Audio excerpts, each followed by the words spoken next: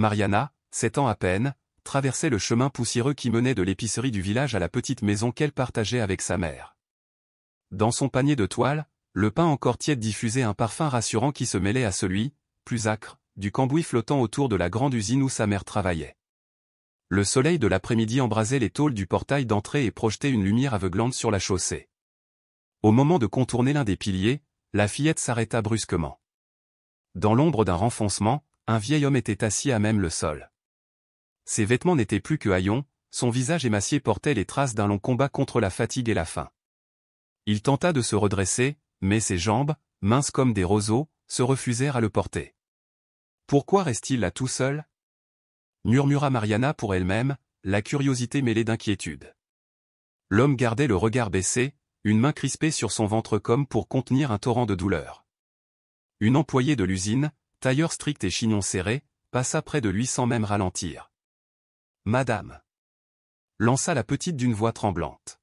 « Que lui arrive-t-il » La femme, que Mariana ne connaissait que de vue se raidit, jeta un coup d'œil furtif à l'homme et répondit à mi-voix. « Ce n'est rien qu'un mendiant, ma petite. N'y prête pas attention. » Puis elle tourna les talons, pressée de disparaître. Mais Mariana, le cœur gonflé de compassion, ne put se résoudre à partir.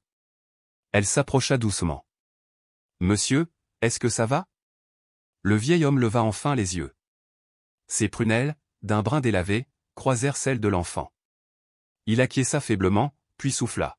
« Je n'ai besoin que d'un peu de pain. Je suis tellement épuisé. » Sans réfléchir, Mariana ouvrit son panier, cassa un morceau du pain encore chaud et le tendit au vieil homme. Les mains tremblantes, celui-ci arracha une bouchée qu'il mastiqua avec la voracité d'un loup affamé. « Merci, petite. Tu as un cœur en or, dit-il, la voix brisée mais les yeux brillants de gratitude. Attendez-moi là, je reviens. Je vais chercher de quoi vous soigner. Elle tourna les talons et courut à perdre haleine jusqu'à chez elle. Quelques minutes plus tard, elle était de retour, brandissant un petit sachet de médicaments et une bouteille d'eau fraîche. Prenez ceci, murmura-t-elle en lui tendant les pilules et l'eau. Ça apaisera vos douleurs. Le vieillard, les larmes aux cils, posa sa main rugueuse sur la tête de la fillette. Que Dieu te bénisse, mon ange. Mariana sentit une douce chaleur se répandre dans sa poitrine. Pourtant, elle remarqua fugitivement, dans le regard du vieil homme, une lueur étrange, presque mystérieuse, qu'elle ne sut déchiffrer. Le lendemain matin, sur le chemin de l'école, elle repassa devant l'usine. Les ouvriers affluaient comme chaque jour, créant un concert de voix, de klaxons et de pas pressés. À travers la grille, Mariana aperçut de nouveau le vieil homme, assis exactement au même endroit, enveloppé dans ses loques. « Sonore Ramiro !» s'exclama-t-elle, appelant le nom qu'il lui avait vaguement donné la veille. Ramiro leva la tête, un sourire pâle éclairant son visage ridé. « Bonjour, petit cœur généreux. Nous nous retrouvons. Je vous ai apporté du pain tout frais, annonça Mariana en posant son cartable pour s'accroupir devant lui. Est-ce que ça va un peu mieux ? Le vieil homme saisit le pain, ses yeux scintillant d'émotion. Merci, ma fille. Tu es un véritable ange. Ils n'eurent guère le temps d'échanger davantage. Une voix sèche, acérée comme une lame, fendit l'air. Encore vous. N'avez-vous donc pas de honte ? Mariana se retourna d'un bond. Une femme grande, élégante jusqu'au bout des ongles, les observait d'un regard polaire. Son tailleur sombre coûtait sans doute plus cher que tout le mobilier de la famille de Mariana. Autour d'eux, les ouvriers se figèrent, comme si le souffle leur manquait. Doña Isabel, chuchota quelqu'un derrière la fillette. La directrice de l'usine. Écarte-toi. Mariana ne bougea pas. Madame, balbutia-t-elle, il ne fait rien de mal. Il ne fait que se reposer. Doña Isabel arqua un sourcil fin, un rictus au coin des lèvres. Je ne tolère pas qu'on embarrasse mon entreprise, dit-elle d'un ton étrangement calme. Vous, l'indigent, disparaissez. Et toi, petite, mêle-toi de ceux qui te regardent. Mais on doit aider les autres quand on le peut. Protesta Mariana, la voix vibrante des paroles que sa mère lui répétait sans cesse. Le regard de Doña Isabel se durcit encore. La vie n'est pas un conte de fées. Va à l'école et oublie ce mendiant. À cet instant, Ramiro se redressa péniblement. Ses doigts fouillèrent la poche intérieure de sa veste effilochée pour en tirer une petite boîte de bois patiné. Il l'ouvrit, dévoilant une vieille bague d'argent, sertie d'une pierre translucide qui semblait capter la lumière. « Tu es la personne la plus charitable que j'ai rencontrée, » murmura-t-il en plaçant l'anneau dans la paume de la fillette. « C'est un souvenir très précieux, mais je veux que tu le gardes. Il te portera bonheur. » Je ne peux pas accepter, balbutia Mariana, bouleversée. « Prends-le, insista-t-il. Je n'ai rien d'autre pour te remercier. » Donia Isabel émit un petit rire moqueur. « Assez de balivernes. Partez tous les deux, et que je ne vous revoie plus devant cette grille. » Ramiro, les épaules voûtées, tourna lentement les talons. Avant de disparaître au coin de la rue, il se retourna une dernière fois et adressa à Mariana un sourire si doux qu'il en fit vaciller le cœur de la fillette. « Merci, petite lumière, » souffla-t-il. « Tu as illuminé ma nuit. » Puis il disparut. Donia Isabel, quant à elle, se tourna vers ses employés, la voix glaciale. « Si l'un de vous ose encore aider ce vagabond, qu'il ne vienne pas se plaindre des conséquences. » Ce soir-là, Mariana rentra le pas lourd. L'intérieur du foyer était modeste, 2 pièces aux murs blanchis à la chaux, un vieux réchaud, une table bancale. Sa mère, Anna, se tenait assise devant la machine à coudre dont l'aiguille claquait à un rythme régulier. Elle s'interrompit en voyant entrer sa fille, les yeux troublés par une ombre de tristesse. « Qu'y a-t-il, mon trésor ?» demanda Anna en posant ses mains calleuses sur les épaules frêles de l'enfant. Mariana raconta tout, le vieil homme affamé, les médicaments, la bague qu'il avait placée entre ses doigts. À mesure que l'histoire se déroulait, le visage d'Anna se teinta d'un mélange de fierté et d'inquiétude. « Je suis heureuse que tu aies un si grand cœur, » murmura-t-elle, « mais accepter un bijou d'un inconnu peut être dangereux. Les gens sont prompts à juger. » Il disait que cette bague me porterait chance, insista la fillette, ouvrant doucement la main pour révéler l'anneau qui luisait faiblement. Anna soupira, prit délicatement la bague, l'examina sous la lampe, un simple anneau d'argent, certes travaillé avec soin, mais sans grande valeur apparente. Peut-être était-il sincère. « Écoute, ma chérie, ne dis rien à personne, surtout pas à l'usine. Certains aiment faire courir de vilaines rumeurs. » Mariana hocha la tête et rangea la bague dans une petite boîte qu'elle glissa au fond de son armoire, comme un secret précieux. Pourtant, elle ne pouvait empêcher ses pensées de se tourner sans cesse vers Ramiro. Le lendemain, une rumeur se mit à gonfler entre les murs de l'usine, se propageant de poste en poste plus vite que la fumée des cheminées. On chuchotait qu'une énorme somme d'argent, envoyée anonymement, aurait été déposée au domicile d'Anna. On dit que quelqu'un lui a fait parvenir une petite fortune, souffla une ouvrière pendant la pause, ses yeux pétillant d'une curiosité malicieuse. De l'argent suspect, si vous voulez mon avis, répliqua un homme en fronçant les sourcils. D'où ça sort? À chaque passage d'Anna, les conversations se muaient en un silence lourd. La jeune femme sentait la méfiance s'enrouler autour d'elle comme une corde invisible. Elle n'avait rien reçu, du moins pas à sa connaissance, mais alors pourquoi ces rumeurs? En fin de journée, un coup de sifflet retentit, tous les ouvriers furent réunis dans le vaste hangar où la directrice tenait d'ordinaire ses discours. Donia Isabel apparut, plus froide qu'à l'accoutumée. Les talons claquant sur le ciment, elle gravit une petite estrade improvisée et balaya l'assemblée d'un regard perçant. « Chers collaborateurs, tonna-t-elle, j'ai été informé d'un mouvement d'argent inhabituel concernant l'une de nos familles d'employés. Je veux que cette affaire soit éclaircie immédiatement. » Qui? Elle s'interrompit, scrutant les visages tendus. Du fond de la foule, Mariana, perchée sur la pointe des pieds, sentit son cœur se contracter. Autour d'elle, les chuchotements montaient comme un vent mauvais. L'écho de la voix de Donia Isabel rebondissait sur les murs nus de l'usine, mêlé aux battements affolés du petit cœur de la fillette. Le rideau de soupçons, tissé de peur et de jalousie, était sur le point de se refermer, et personne ne semblait vouloir ou pouvoir dire ce qu'il en était vraiment. Mariana serra contre elle la lanière de son cartable, songeant à la bague cachée dans la boîte, à la gratitude de Ramiro, à la cruauté des regards adultes. Elle comprit soudain qu'un acte de bonté pouvait parfois déclencher bien plus qu'un simple merci, il pouvait bousculer des vies entières, révéler la générosité comme la bassesse, la lumière comme l'ombre. Et tandis que Donia Isabel s'éclaircissait la gorge pour poursuivre son interrogatoire, Mariana sentit poindre en elle une détermination nouvelle, celle de protéger la dignité d'un vieil homme oublié, l'honneur de sa mère, et la petite flamme de solidarité que rien ni personne ne pourrait éteindre. Le silence dans la salle était devenu pesant. Personne ne répondait à la question de Donia Isabel, mais peu à peu, tous les regards convergèrent vers Doña Ana. Le souffle court, la gorge nouée, elle sentit l'accusation avant même qu'elle ne soit formulée. « Ana » appela Doña Isabel d'une voix glaciale et autoritaire. « J'ai entendu dire que cet argent a été envoyé à ta famille. Est-ce vrai ?» Ana pâlit aussitôt, prise au dépourvu. « Je ne sais pas de quoi vous parlez, » répondit-elle d'une voix étranglée. « Je n'ai rien reçu, aucune somme d'argent. » « Les rumeurs ne naissent pas de rien, » rétorqua Doña Isabel en insistant. « Quelqu'un t'a vu recevoir cet argent chez toi. Il est incompréhensible que tu continues à le nier. »« Mais je ne sais rien de tout ça, » murmura Ana, sa voix brisée, les mains tremblantes.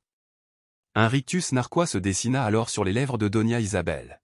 « Alors comment expliques-tu que ta fille parle souvent avec un homme louche devant l'entrée de l'usine? Peut-être êtes-vous toutes les deux mêlées à quelque chose d'illégal. » Derrière la porte entr'ouverte du bureau, Mariana, la fillette d'Ana, écoutait en retenant son souffle. Ces mots tombèrent comme une gifle. Elle se mit à pleurer en silence, impuissante face à l'humiliation de sa mère. Elle aurait tout donné pour la défendre, mais elle se savait trop petite, trop seule. Cette nuit-là, Ana rentra chez elle, le visage éteint, les traits tirés par l'angoisse. À peine eut-elle franchi le seuil que Mariana se précipita vers elle, larmes aux yeux, la serrant fort contre elle. « Maman, je suis désolée. Je ne savais pas que ça allait devenir si grave. Je voulais juste aider ce monsieur, c'est tout ?» Madame Ana s'agenouilla et serra sa fille contre elle, les larmes montant à ses propres yeux. « Ce n'est pas ta faute, Mariana. Tu as seulement voulu faire le bien, je le sais. Mais parfois, la bonté peut se retourner contre nous. Les gens doutent de ce qu'ils ne comprennent pas. » « Et comment va-t-on prouver qu'on n'a rien fait de mal ?» demanda Mariana, son regard inquiet planté dans celui de sa mère. Ana resta silencieuse un long moment. Puis elle soupira profondément. « Je ne sais pas, ma chérie. Il va falloir être forte et attendre que la vérité éclate. » Le lendemain matin, dès son arrivée à l'école, Mariana sentit que quelque chose avait changé. Les regards étaient lourds, les chuchotements acides. Un garçon plus âgé s'approcha et lança d'un ton moqueur. « On dit que ta famille a volé de l'argent à l'usine. C'est vrai? » « C'est faux. Ma famille n'a rien fait de mal, » s'écria Mariana, les larmes aux yeux. Mais les ricanements ne cessèrent pas, au contraire. Ils s'amplifièrent, cruels, glaçants. Mariana tourna les talons et s'enfuit, le cœur en miettes, la honte accrochée à ses pas. Elle ignorait que, chez elle, sa mère subissait le même supplice. À l'usine, l'atmosphère était irrespirable. Les collègues évitaient Ana ou la fixaient avec suspicion. On chuchotait dans son dos, on murmurait son nom. Elle sentait les regards peser sur elle, tranchant comme des couteaux. « Ana, viens dans mon bureau, tout de suite », tonna la voix glaciale de Doña Isabel dans le couloir. Ana inspira profondément, son cœur tambourinant dans sa poitrine. Elle entra dans le bureau, où la directrice l'attendait, les bras croisés, le regard tranchant. « Assieds-toi », ordonna-t-elle en désignant la chaise en face d'elle. Ana obéit, tentant de cacher le tremblement de ses mains. « Tu sais pourquoi je t'ai convoqué ? » ?»« Non, madame, je ne suis pas sûr. »« Je vais être très clair. D'où vient l'argent qui a été envoyé chez toi ? » ?»« Je ne veux plus d'excuses. »« Mais je vous l'ai dit. Je ne sais rien de cet argent. Je n'ai rien reçu. Ni moi, ni ma famille. » Doña Isabel ricana, un rire sec et cruel. « Tu veux me faire croire qu'un mendiant apparaît soudainement devant l'usine, devient proche de ta fille, et qu'en plus, il lui offre une bague ? Et que tout cela est une simple coïncidence ? C'était un homme affamé, il avait besoin d'aide. Ma fille lui a juste donné un peu de nourriture. Et il lui donne une bague en retour ? Vraiment ? Tu crois que je suis stupide, Ana ? » Ana serra les poings, la colère et l'impuissance nouées dans sa gorge. « Je ne sais rien de cet argent, ni pourquoi on nous accuse. » D'un coup, Doña Isabel frappa la table de ses deux mains. « Si tu ne confesses pas maintenant, j'appelle la police. Tu veux que ta fille voie sa mère emmenée comme une criminelle. » Ana fut paralysée par la menace. Elle n'avait aucune preuve de son innocence. Rien. Juste sa parole, qui ne valait soudain plus rien face à la rumeur. Pendant ce temps, Mariana, à l'école, tentait de se faire petite dans un coin de la classe. Mais les murmures s'élevaient tout autour d'elle, méprisants. « Tu crois que sa famille a vraiment volé ? Bien sûr que oui. On dit qu'une grosse somme est apparue du jour au lendemain. C'est louche. Mariana se leva brusquement, le visage rouge de colère. Ma famille n'a rien volé. Vous ne savez rien. Mais au lieu de s'arrêter, les enfants rirent de plus belle. Oh, c'est vrai. Tu sais tout, pas vrai? Ou peut-être que toi aussi, tu es complice. Mariana ne put en supporter davantage. Elle s'enfuit, les larmes dévalant ses joues, son cœur prêt à éclater. Le soir, elle retrouva sa mère assise à la table, le visage fatigué, le regard vidé. « Maman, je suis désolée », murmura-t-elle. Anna ne répondit pas tout de suite. Elle caressa tendrement les cheveux de sa fille. « Maman, que pouvons-nous faire pour prouver notre innocence ? » « Je ne sais pas, ma chérie. Mais ce que je sais, c'est que des personnes comme Donia Isabel ne nous laisseront pas nous défendre facilement. » Mariana baissa les yeux. Sur la table, une petite boîte reposait, contenant la bague offerte par Don Ramiro. Une idée lui vint. Et si Don Ramiro revenait? Il pourrait tout expliquer. Un faible espoir brillait dans ses yeux. Mais Anna secoua la tête. C'est un inconnu, Mariana. On ne peut pas compter sur lui. Tout ça nous dépasse déjà. Mariana sentit un poids immense l'écraser. Elle se sentait coupable, impuissante. Elle ne savait pas que, dehors, les rumeurs gagnaient du terrain, et que Donia Isabel n'avait pas dit son dernier mot. Le lendemain matin, Donia Isabel convoqua tous les employés pour une réunion surprise. Au centre du grand hall, elle prit la parole d'une voix forte. « Je refuse que cette usine devienne un repère de malhonnêtes. Si personne n'a le courage d'admettre la vérité, je mènerai moi-même l'enquête. » Son regard scrutateur parcourut la foule, jusqu'à s'arrêter sur Anna. « Anna, que dirais-tu si je demandais à la police de perquisitionner chez toi ?» Un frisson parcourut tout le corps d'Anna. Elle sentit le sol se dérober sous ses pieds. Elle vit le visage de Mariana apparaître dans son esprit, fragile, innocent. Elle comprit que leur tranquillité, si durement gagnée, était en train de s'effondrer. La réunion se termina dans une tension suffocante. Mais les mots de Donia Isabel avaient laissé un nuage sombre au-dessus de la famille d'Anna. Et alors que les employés retournaient à leur poste, plusieurs s'approchèrent d'elle, les regards emplis de doute, les murmures acérés. « Anna, est-ce vrai ce qu'on raconte à propos de cet argent ?» Elle ne répondit pas. Elle n'en avait plus la force. Seul un espoir lui restait, que la vérité, un jour, éclate au grand jour. Avant que la rumeur ne détruise tout. Une vieille femme, à la voix douce mais chargée de reproches à peine voilés, prit la parole dans un silence pesant. « On dit qu'un paquet d'argent a été envoyé chez toi.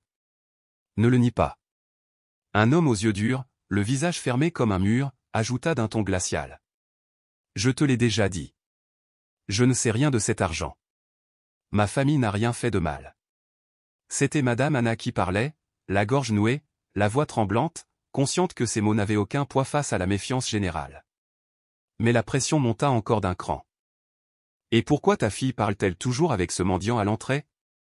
Il est ton complice, peut-être » lança un ouvrier en ricanant. « Ça suffit » hurla Madame Anna, les yeux en feu, les joues empourprées par l'humiliation. « Vous n'avez pas le droit d'insulter ma fille. Nous n'avons rien fait de mal. » Un lourd silence s'abattit sur le groupe. Mais dans leur regard persistait le poison du doute. Madame Anna se détourna, le cœur ravagé par l'impuissance, ses pas lourds l'éloignant de cette foule qui n'attendait qu'un faux pas pour la condamner. À l'école, Mariana, sa fille, vivait un calvaire similaire. Les chuchotements de ses camarades devenaient chaque jour plus durs, plus tranchants, comme des aiguilles plantées dans sa dignité. Ce jour-là, pendant la récréation, elle se cacha dans un coin de la cour, les poings serrés contre ses paupières pour ne pas pleurer. Un groupe d'enfants s'approcha. En tête, Carlos, un garçon plus âgé, connu pour son arrogance et sa cruauté. « Alors, Mariana, c'est vrai que ta famille est devenue riche en volant ?» lança-t-il d'une voix moqueuse, assez forte pour que tout le monde entende. « Ce n'est pas vrai !» cria Mariana, les larmes dans la voix.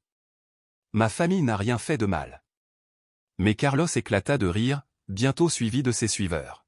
« Ah bon? Pourtant on dit que ta mère a volé de l'argent. C'est sûrement elle qui t'a appris à bien mentir, hein ?» Les mots, acérés comme des lames, transpercèrent le cœur de la fillette.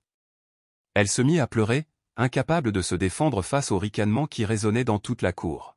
« Vous êtes cruel !» lança soudain une voix ferme. Le groupe se figea. Lucia, une camarade de classe, s'approchait d'un pas décidé. Son regard flamboyait d'indignation. « Vous ne savez rien, alors arrêtez d'inventer des histoires. Laissez-la tranquille. » Elle prit la main de Mariana. « Viens, on s'en va. Ne les écoute pas. » Mariana, secouée de sanglots, suivit Lucia en silence.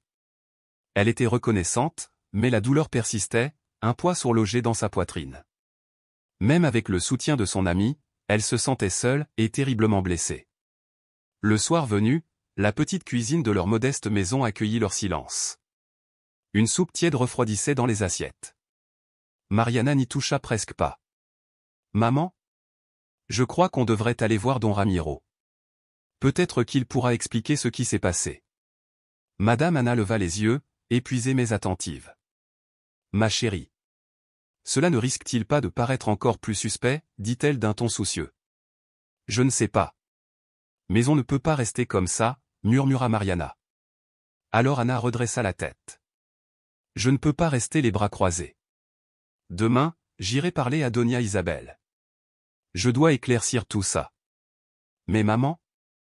Elle ne te croira pas. Elle te déteste, dit Mariana, la voix tremblante. Je n'ai pas le choix, ma fille. On ne peut pas vivre éternellement dans la peur. » Mariana n'ajouta rien. Elle sentait le sol se dérober sous ses pieds. Autour d'elle, tout s'écroulait, et personne ne semblait prêt à entendre la vérité. Le lendemain, Anna se rendit à l'usine plus tôt que d'habitude. Résolue. En entrant dans le bureau, elle trouva Donia Isabel assise à son bureau, raide comme une statue, le regard glacial. « Anna ? Que fais-tu ici ? » « Je ne t'ai pas appelé, dit-elle d'un ton sec. Je veux parler des rumeurs.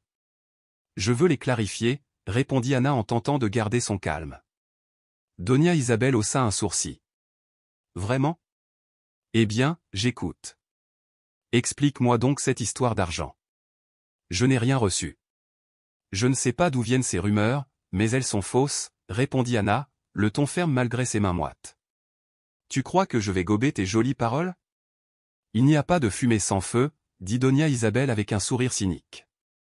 Anna serra les poings. Si vous ne me croyez pas, vous pouvez enquêter. Mais je vous demande d'arrêter de salir mon nom sans preuve. Donia Isabel se leva, la voix tranchante comme une lame. Tu oses me dire ce que je dois faire ? Ici, c'est moi qui commande. Et je ferai ce qu'il faut pour protéger ma réputation. Même si cela signifie renvoyer des gens comme toi. Ces mots claquèrent comme une gifle. Anna resta figée. Acculée. Sans issue. Ce n'est pas juste, dit-elle d'une voix cassée. Injuste ? Moi, je fais simplement mon devoir. Si tu es innocente, prouve-le. Elle se détourna, mettant un point final à l'échange. Anna sortit du bureau, le cœur écrasé par le poids de l'injustice. Elle pensait à Mariana, à la honte qu'elle subissait à l'école. Et à l'orage qui grondait. À l'usine, l'atmosphère se tendait. Les rumeurs se propageaient, comme une traînée de poudre. Et Donia Isabel les laissait faire, parfois les nourrissait d'un mot, d'un regard. Tout culmina un matin, quand elle convoqua une réunion d'urgence, soi-disant pour mettre les choses au clair. La salle était pleine. Le silence pesait, chacun sur ses gardes. Anna se tenait au fond, seule, fragile. Aujourd'hui, déclara Donia Isabel en montant sur l'estrade, je veux faire la lumière sur une affaire troublante. Une somme d'argent inhabituelle reçue par la famille d'un de nos employés. Elle tourna son regard dur vers Anna. Madame Anna, avez-vous quelque chose à dire ? Je l'ai déjà dit, et je le redis, je n'ai rien reçu. Je ne sais pas pourquoi ces rumeurs existent, répondit Anna d'une voix digne. Tu crois que tes excuses me suffisent, répliqua Isabelle avec un sourire moqueur. Alors pourquoi tant de gens affirment avoir vu de l'argent chez toi ? Anna sentit son cœur se tordre. Mais avant qu'elle ne réponde, une voix s'éleva. Madame Isabelle ? Si Madame Anna dit qu'elle n'a rien reçu, ne devrions-nous pas mener une vraie enquête avant de juger ? C'était Pablo, un ancien ouvrier respecté. Tu insinues que je n'enquête pas ? Gronda Isabelle. Ce que vous faites, ce n'est pas protéger la réputation de l'usine. C'est la piétiner. Et la dignité de Madame Anna aussi, ajouta Pablo calmement. Les murmures se répandirent. C'est vrai. Et si elle disait la vérité? Pourquoi l'accuser sans preuve? Isabelle leva la main pour imposer le silence. Assez. Si tu ne peux pas prouver ton innocence, Madame Anna, je devrais appeler la police. Cette menace frappa Anna de plein fouet. Ses jambes vacillèrent. Mais elle tint bon. Je n'ai rien à cacher. Je suis prête à toute enquête, dit-elle d'une voix tremblante mais déterminée. Pendant ce temps, Mariana, assise seule dans la cour de l'école, ravalait ses larmes. Les moqueries de ses camarades lui collaient à la peau. Mais ce qui l'angoissait le plus, c'était ce que sa mère endurait. Lucia vint la rejoindre, lui posa une main sur l'épaule. Ne sois pas triste. Tout ira bien. Mais, personne ne croit ma maman. Tout le monde pense qu'elle a volé de l'argent. Et moi, je ne sais pas comment l'aider. Lucia resta silencieuse un instant, puis dit doucement. Peut-être que tu devrais chercher le seigneur Ramiro. S'il est lié à cet argent, lui seul peut dire la vérité. Un mince espoir traversa le regard de Mariana. Un nom. Une piste. Une lumière vacillante au bout de l'obscurité. Et peut-être, enfin, une vérité qui trouverait son chemin. Je veux aider maman, mais je ne sais pas où il est. J'ai cherché partout autour de l'entrée de l'usine, plusieurs fois, mais je ne l'ai plus revu, murmura Marian d'une voix triste. Lucia posa sa main sur l'épaule de son amie, le regard rempli d'une détermination calme mais profonde. On trouvera une autre solution. Ne t'inquiète pas, Marian. Je te promets que je vais t'aider.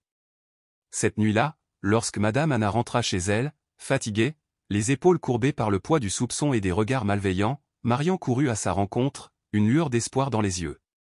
Maman. Lucia pense qu'il faut qu'on retrouve le seigneur Ramiro. Lui seul peut nous aider à comprendre ce qui se passe, lui seul peut tout éclaircir. Madame Anna laissa un silence flotter entre elles, comme un voile de tristesse. J'y ai pensé, Mariana, mais il a disparu. On ne sait presque rien de lui. Seulement son nom, et l'anneau qu'il t'a confié.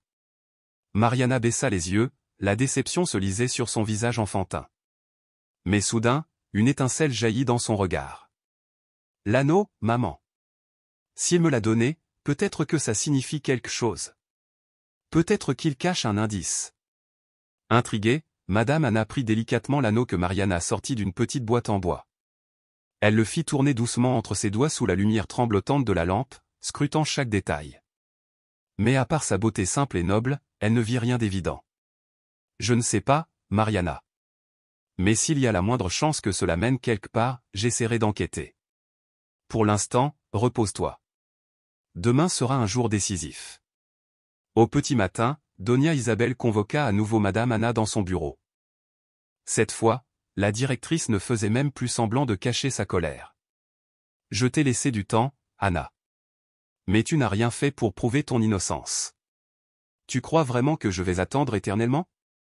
Madame, je vous l'ai dit et je le répète, je n'ai reçu aucun argent.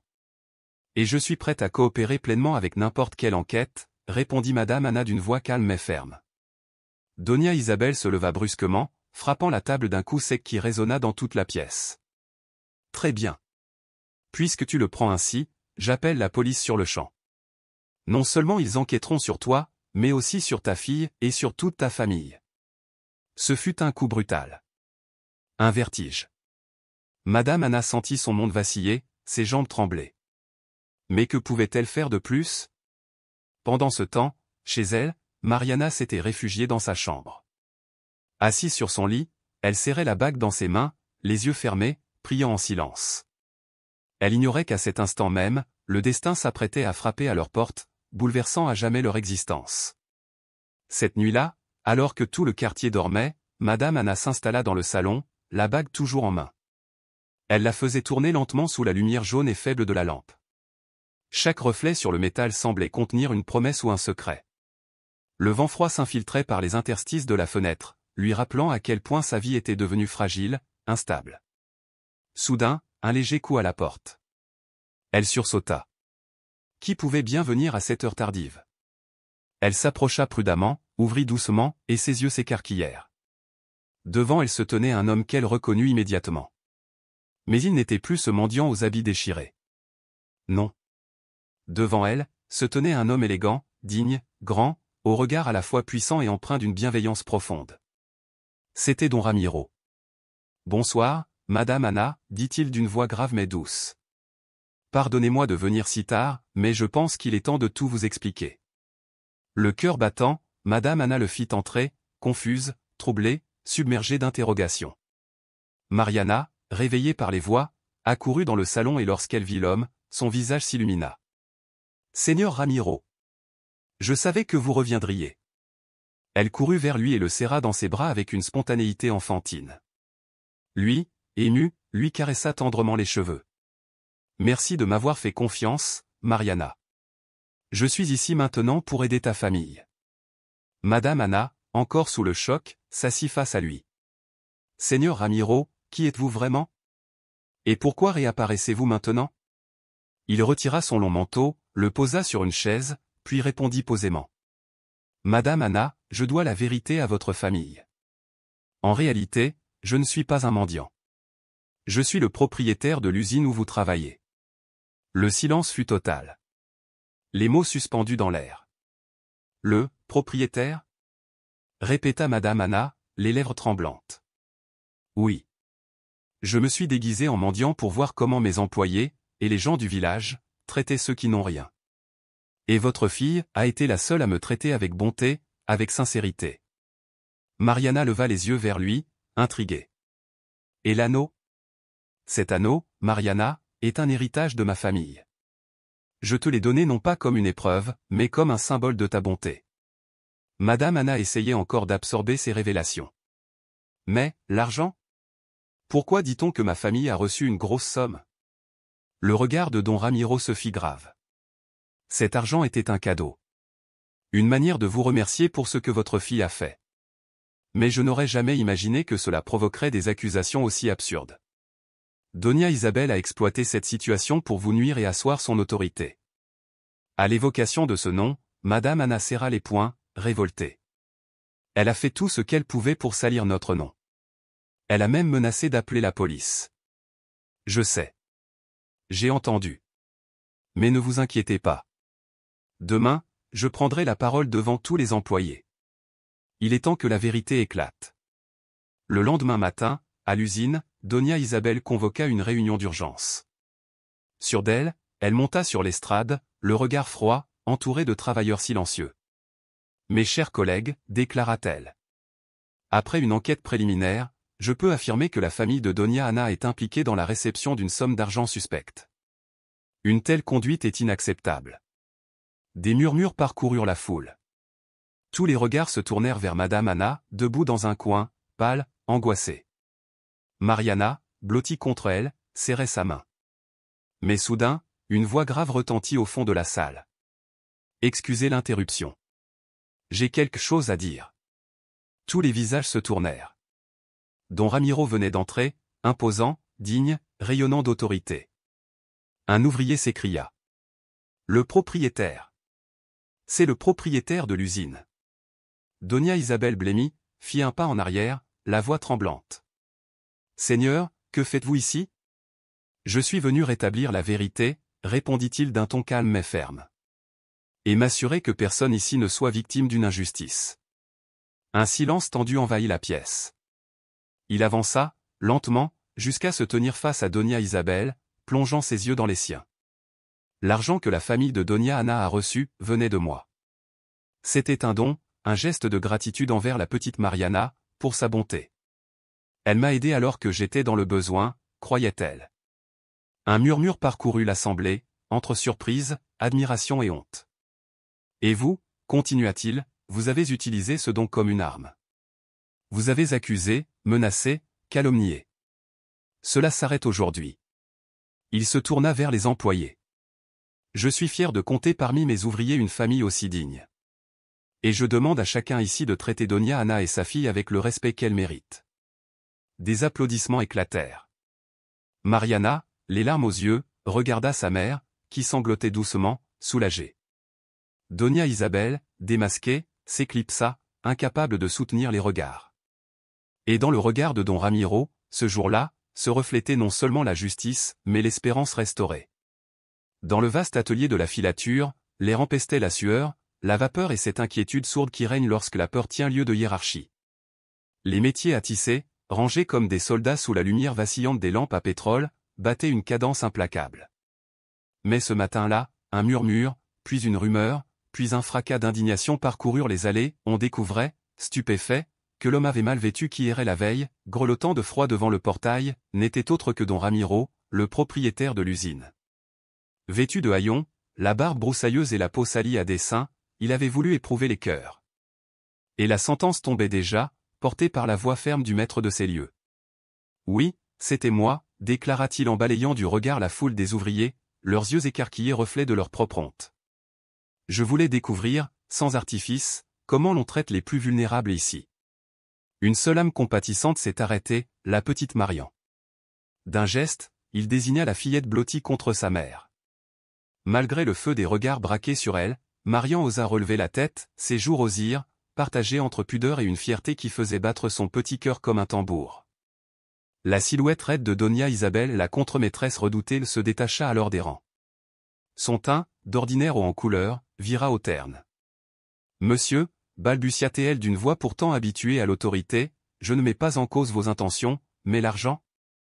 Cet argent envoyé sans avertir, il y avait de quoi soupçonner un acte douteux. » Douteux, répéta don Ramiro, un sourire d'ironie fendant ses traits.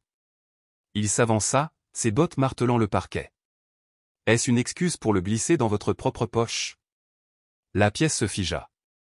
On n'entendit plus que le ronronnement lointain des machines. Il planta son regard d'acier dans celui, fuyant, de Donia Isabel. Vous êtes une menteuse, madame. Moi, souffla-t-elle, déjà chancelante. Assez, trancha don Ramiro. Vous avez dépassé les bornes. À compter de ce jour, vous êtes renvoyé. Et je prendrai moi-même la direction de l'usine jusqu'à ce que justice soit définitivement rétablie. Les ouvriers éclatèrent d'un même élan, applaudissements, viva mêlés de soupirs de soulagement. Le lourd nuage de crainte qui opprimait leurs épaules depuis des années venait de se dissiper, laissant l'air soudain léger comme une aube nouvelle. Donia Isabel, livide, s'effaça sans murmure, sa fierté s'égouttant à chaque pas vers la sortie. Lorsque la clameur retomba, don Ramiro rejoignit Madame Anna et Marian. Il s'agenouilla pour être à hauteur de l'enfant et posa doucement une main sur son épaule frêle. Son regard, libéré de toute sévérité, débordait d'une gratitude sans phare. « Marian, tu m'as rappelé la valeur inestimable de la bonté. » La fillette essuya une larme de joie. « Je n'ai fait que suivre ce que maman m'a appris, monsieur. » Don Ramiro se redressa et se tourna vers Madame Anna, dont les yeux humides trahissaient l'émotion.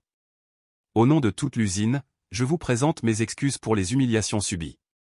Je vous promets que nul ne vous traitera plus jamais avec injustice. » Madame Anna porta la main à sa poitrine, comme pour retenir un cœur prêt à s'envoler. « Merci, don Ramiro. Je n'osais plus espérer qu'un tel jour advienne. »« Ne me remerciez pas, répondit-il, la voix douce. Remerciez votre fille, et remerciez votre propre droiture. » Il se pencha légèrement, ajoutant sur un ton plus confidentiel, « Mais sachez que ce n'est que le début, j'ai encore une surprise pour vous. » Sur ces mots, il salua la fillette d'un clin d'œil complice et s'éloigna. Le lendemain, le soleil à peine levé tissait déjà ses fils d'or sur les vitres du couloir principal quand Madame Anna reçut la convocation. Le papier, griffé à l'encre bleue de la main même de don Ramiro, lui intima de se présenter à son bureau. En traversant l'usine, elle sentit des dizaines de regards se tourner vers elle, regards non plus suspicieux, mais admiratifs. Leur propriétaire, d'une discrète inclinaison de tête, semblait dire « Courage, nous sommes avec toi ». Devant la porte massive du bureau directorial, elle inspira profondément, lissa machinalement son tablier, puis frappa du bout des doigts. La voix chaleureuse de don Ramiro retentit aussitôt, « Entrez, je vous en prie. » Le contraste saisit Madame Anna, la veille, ce bureau pouvait lui paraître un trône d'inquisition, aujourd'hui, il respirait comme un havre. Au mur, des plans soigneusement accrochés, sur le large bureau de chêne, des dossiers empilés dans un ordre presque paternel. Et, surtout, ce sourire calme, franc qui accueillit son trouble. « Asseyez-vous, je vous prie, » dit don Ramiro en lui désignant un fauteuil capitonné. Il l'observa un instant, comme pour mieux peser la portée de ses prochaines paroles. « Madame Anna, la journée d'hier m'a donné à réfléchir. Vous avez porté, des années durant, une charge démesurée, et pourtant, jamais vous n'avez manqué de diligence. Cette loyauté mérite réparation. Elle baissa les yeux, les mains tremblantes sur ses genoux. Monsieur, souffla-t-elle, je ne souhaite rien d'autre que poursuivre mon travail pour nourrir ma fille. Votre indulgence me comble déjà. Il secoua doucement la tête. Ce serait trop peu. J'ai consulté votre dossier, on y lit persévérance, précision, esprit d'initiative. Alors, à partir d'aujourd'hui, je vous nomme responsable de la coordination des commandes et de la gestion des stocks. Un poste moins éprouvant physiquement, mieux rémunéré. Un silence vibrant remplit la pièce, le temps, un instant, sembla suspendu à la stupeur de Madame Anna. Ses lèvres façonnèrent des mots qui refusèrent de sortir. Enfin, 2 larmes claires roulèrent sur ses joues. Je ne mérite pas tant. Vous le méritez. Don Ramiro posa sa main sur le dossier du fauteuil, geste discret mais porteur d'une promesse. Vous avez traversé l'orage sans jamais céder à l'amertume. L'usine a besoin de gens comme vous. Elle hocha la tête, submergée. Merci, monsieur. Merci de croire en moi. Ne me remerciez pas, répéta-t-il doucement. Réjouissons-nous ensemble, c'est Marian qu'il faut saluer. Sans son geste de lumière, vos mérites seraient peut-être restés cachés dans l'ombre des métiers à tisser. Le soir même, au vieux logis de briques qui dominait la ruelle des Yacaranda, Marian courait pieds nus d'une pièce à l'autre, fredonnant un air d'enfance, tandis que le parfum d'un ragoût mijoté s'élevait de la cuisine. Madame Anna, encore vêtue de son uniforme mais l'âme légère comme une plume, raconta à sa fille la conversation miraculeuse. Ils m'ont donné un bureau, imagine-toi, confia-t-elle, ses yeux pétillants d'une joie qu'aucune misère ne pourra plus ternir. Un vrai bureau, avec des tiroirs qui ferment, et une clé rien que pour moi. Marian, fascinée, imagina sa mère derrière ce bureau comme une reine dans son royaume, et son rire résonna, clair, dans tout l'appartement. Les voisins, intrigués, vinrent frapper, bientôt, les corridors s'emplirent de récits enthousiastes. Dans la ville, la nouvelle s'était répandue, un propriétaire visionnaire avait révoqué une contremaîtresse corrompue et élevé une ouvrière humble mais méritante. L'exemple de Marian, fillette au cœur d'or, enflamma les conversations, chacun voulait croire que la bonté pouvait vraiment changer la face du monde. Pourtant, Don Ramiro n'en avait pas terminé. Le lendemain, il fit apposer aux grilles de l'usine une charte nouvelle, gravée sur des plaques de cuivre, respect, équité, compassion. Il organisa des réunions hebdomadaires où chaque ouvrier, du plus jeune manutentionnaire au plus expérimenté des techniciens, pouvait exprimer ses soucis. Et, lors de la première séance, il prit la parole. Hier, nous avons découvert qu'une seule main tendue peut mettre en lumière la lâcheté de tant d'yeux détournés. À présent, je veux que l'entraide ne soit plus l'exception mais la règle ici. L'usine ne grandira qu'en élevant les êtres qui la font vivre. Une clameur d'adhésion répondit à son appel.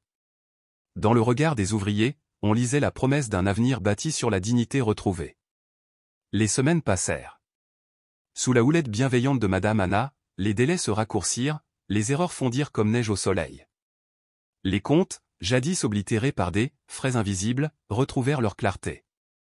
On vit même fleurir une petite bibliothèque sur le palier du réfectoire, financée par Don Ramiro mais baptisée « Coin de Marian », en hommage à la petite héroïne.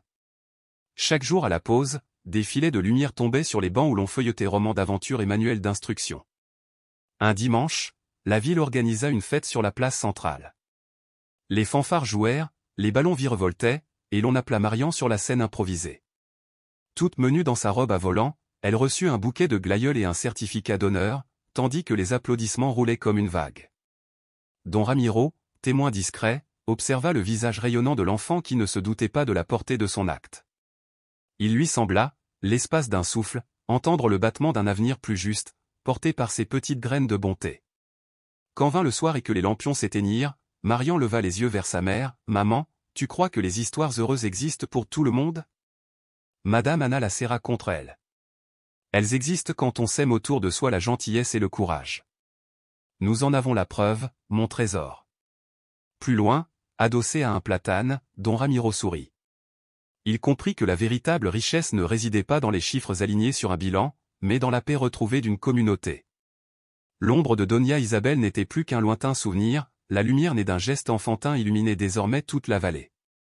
Ainsi, du vacarme des machines à la rumeur joyeuse des rues, l'histoire de Marian et de sa mère devint légende locale, rappel éternel qu'un seul acte de bonté peut renverser la tyrannie de la peur et de l'injustice, et que, parfois, il suffit de tendre la main à celui qu'on croit le plus insignifiant pour découvrir la grandeur d'une âme et, avec elle, le pouvoir de changer le monde. Le soleil s'était couché depuis longtemps derrière les toits de la petite ville, mais dans la modeste demeure de Madame Anna, une clarté nouvelle semblait avoir chassé toutes les ombres de la veille. Depuis des mois, ce foyer vivait au rythme des difficultés, factures qui s'empilaient, rumeurs malveillantes et regards méprisants des voisins prompts à juger ce qu'ils ne comprenaient pas. Pourtant, ce soir-là, l'air vibrait d'une joie presque irréelle, née d'un simple acte de bonté qui allait tout bouleverser. Plus tôt dans la journée, Madame Anna avait été convoquée au bureau de Monsieur Ramiro, le propriétaire de la grande usine qui faisait vivre la moitié des familles du quartier. Elle s'y était rendue le cœur battant, persuadée qu'on allait lui reprocher les ragots qui circulaient à son sujet depuis qu'un mystérieux paquet d'argent avait été aperçu chez elle. À peine avait-elle franchi la porte que ses mains s'étaient mises à trembler, sur le bureau, un chèque luisait, promesse d'un avenir auquel elle n'osait plus rêver. Et devant elle, Monsieur Ramiro, l'un des hommes les plus influents de la région, la regardait avec une chaleur inattendue. « Madame Anna, grâce à la gentillesse de votre fille, j'ai découvert une vérité que j'avais perdue de vue, confia-t-il d'une voix douce. Sans Mariana, je serais passé à côté de ce qui donne un sens à la réussite, tendre la main aux plus vulnérables. » À ces mots, les larmes de la mère jaillirent malgré elle. Elle était venue craindre un blâme, elle recevait un bienfait inespéré. Son cœur se gonfla d'une gratitude si profonde qu'elle en eut le souffle coupé. Mais le plus incroyable restait à venir.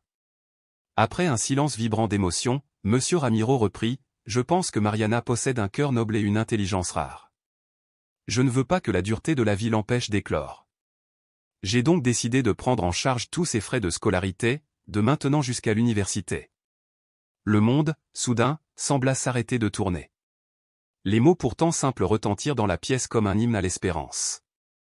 Madame Anna plaqua une main tremblante sur sa poitrine, incapable de dissimuler sa stupeur. « Monsieur, balbutia-t-elle, je ne sais comment vous remercier. Vous avez déjà fait tant pour nous. » Mais l'industriel secoua lentement la tête, un sourire plein de tendresse au coin des lèvres. « Je ne vois pas cela comme une aide, dit-il, mais comme une manière d'honorer votre famille. Dans la vie, chacun rencontre rarement une âme aussi lumineuse que celle de votre fille, et c'est elle qui m'a rappelé que la bonté est le trésor le plus précieux. » Dehors, derrière la porte entr'ouverte, Mariana avait tout entendu. Incapable de contenir son émotion, elle entra sur la pointe des pieds, le regard brillant d'espoir mais teinté d'une nervosité enfantine. « Monsieur Ramiro, murmura-t-elle, est-ce vrai que vous allez m'aider à étudier ?» L'homme se pencha, posa un genou à terre pour la regarder à hauteur d'enfant, et répondit d'une voix qui vibrait de sincérité, « Oui, Mariana. Tu es une enfant extraordinaire.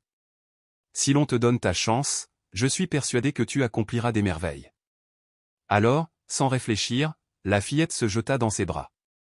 Ses mains menues entourèrent le cou de son bienfaiteur, et deux grosses larmes roulèrent sur ses joues, scintillantes comme de petites perles sous la lumière crue du bureau. « Merci, Monsieur Ramiro. Je vous promets d'étudier avec tout mon cœur. » Le soir même, quand mère et fille rentrèrent dans leur logis aux murs défraîchis mais au parfum de soupe fumante, la maison sembla soudain plus vaste, comme agrandie par la joie. Entre ces murs qui avaient tant résonné de soupirs, retentirent des éclats de rire clairs comme des clochettes. Mariana tournoyait autour de la table en serrant contre elle un livre usé qu'elle aimait particulièrement, chaque page était désormais la promesse d'un avenir possible. « Maman, dit-elle, les yeux brillants comme deux étoiles, tu te rends compte ? Un simple geste peut changer toute une vie. » « Oui, ma chérie, répondit Madame Anna, la voix serrée d'émotion. Tu m'as rappelé que la bonté attire toujours des miracles, même quand tout semble perdu. » L'enfant appuya sa tête contre l'épaule de sa mère. Dans son esprit, se formait déjà une ambition nouvelle. Un jour, lorsque ses études seraient terminées, elle deviendrait quelqu'un comme Monsieur Ramiro, une personne capable d'aider autrui sans rien attendre en retour. Les semaines qui suivirent virent la vie de la famille se transformer comme par enchantement. Madame Anna, désormais employée au bureau de l'usine, ne subissait plus les commérages, ses collègues, autrefois méfiants, l'admiraient. Les voisins, qui murmuraient derrière les rideaux, se firent soudain plus discrets, voire serviables. Quant à Mariana, elle se rendait à l'école chaque matin le cœur léger, avide d'apprendre et certaine que l'avenir lui appartenait. Un après-midi, elle franchit le seuil de la maison en brandissant une feuille de papier comme un trophée. « Maman! j'ai obtenu la meilleure note de la classe en mathématiques, s'écria-t-elle. L'étreinte qui suivit fit jaillir de leur cœur une fierté et une joie si intense que même les murs en semblèrent vibrer. Puis vint le jour où un message particulier fut affiché dans l'usine, tous les employés étaient conviés à une cérémonie en fin de journée. On dressa une petite scène dans l'auditorium, décorée de fleurs et baignée d'une lumière chaude. Quand l'heure arriva, une foule bruissante remplit les rangées de chaises. Les murmures s'éteignirent lorsque M. Ramiro apparut, tenant Mariana par la main. À sa gauche marchait Madame Anna, le visage rayonnant d'un mélange d'humilité et de bonheur. Montant sur l'estrade, l'industriel balaya la salle d'un regard empreint de fierté. « Chers amis, déclara-t-il d'une voix assurée qui se répercuta jusqu'au dernier rang, aujourd'hui je souhaite partager avec vous une histoire de bonté et d'empathie. » Il raconta alors comment, pour juger l'attitude de ses employés, il s'était déguisé en mendiant devant l'usine. Tous l'avaient ignoré, sauf une petite fille au regard franc, Mariana. Elle ne savait pas qui j'étais, dit-il, mais elle m'a offert son aide avec un cœur pur. Cet enfant m'a rappelé que la compassion est la plus grande force qui soit. Dans le silence émouvant qui suivit, il se tourna vers sa petite protégée. Mariana, ma petite ange, merci de m'avoir ouvert les yeux. Tu as mis en lumière la beauté de l'âme humaine. La salle fut secouée par un tonnerre d'applaudissements qui déclencha des frissons jusque dans le dos des plus endurcis. Les larmes d'émotion jaillirent ici et là. On raconte qu'à cet instant, même les plus sceptiques comprirent qu'un simple geste peut changer le cours d'une vie. La cérémonie se termina dans une atmosphère chaleureuse. Monsieur Ramiro remit à Mariana un bouquet de lys blanc, symbole de sa pureté d'âme, et à Madame Anna une lettre d'engagement confirmant la prise en charge de toutes les dépenses scolaires, livres compris. On entendit quelques sanglots discrets, ce n'étaient pas des larmes de tristesse, mais la manifestation humble d'une gratitude collective qui réconcilie les hommes avec leur propre humanité. Plus tard, lorsque mère et fils s'attablèrent pour le dîner, la petite maison vibrait de rire et d'espoir. La lumière tremblotante d'une bougie dansait sur les murs, dessinant des ombres qui semblaient raconter une autre histoire, celle de jours sombres désormais derrière elle. Mariana, les yeux brillants, confia, « Maman, je suis si heureuse. Monsieur Ramiro est une personne incroyable. » « C'est vrai, » répondit la mère en lui caressant doucement les cheveux, « mais souviens-toi, tout cela a commencé grâce à toi. Ta bonté a ouvert cette porte que je ne voyais plus. » La fillette sourit, emplie d'une fierté modeste, « Je n'ai fait que ce que tu m'as toujours enseigné, maman. Tu dis qu'il faut aider les autres, même quand on n'a pas grand-chose à offrir. » Madame Anna sentit son cœur se serrer, elle serra sa fille contre elle avec une tendresse mêlée de promesses. Dans ce moment suspendu, elles surent toutes deux qu'un nouveau chapitre s'ouvrait devant elles, un chapitre où la peur laissait place à la confiance, où la pauvreté n'était plus une fatalité, mais un souvenir lointain qu'on regarde avec courage. L'histoire de Mariana et de Monsieur Ramiro se répandit bientôt au-delà de l'usine, gagnant les cafés, les écoles, les églises. On chuchotait leur nom avec admiration, on racontait aux enfants que la petite fille qui avait donné son goûter à un mendiant était devenue le symbole vivant de la bonté.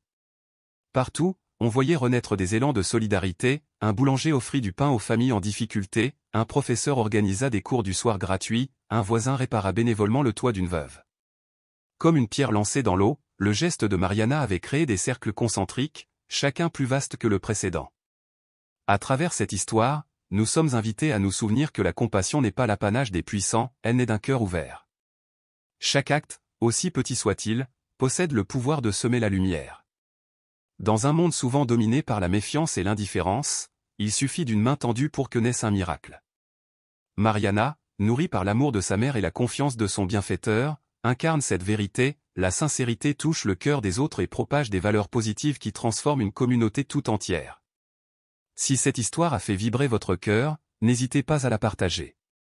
Votre soutien nous encourage à continuer de raconter, jour après jour, des récits qui exaltent la beauté de l'âme humaine. Puissiez-vous, à votre tour, devenir cette lumière capable d'illuminer la vie d'un inconnu, car chaque regard bienveillant, chaque parole douce, chaque geste altruiste possède la force de changer le monde, ne serait-ce qu'un peu. Et parfois, un peu, suffit à tout réenchanter.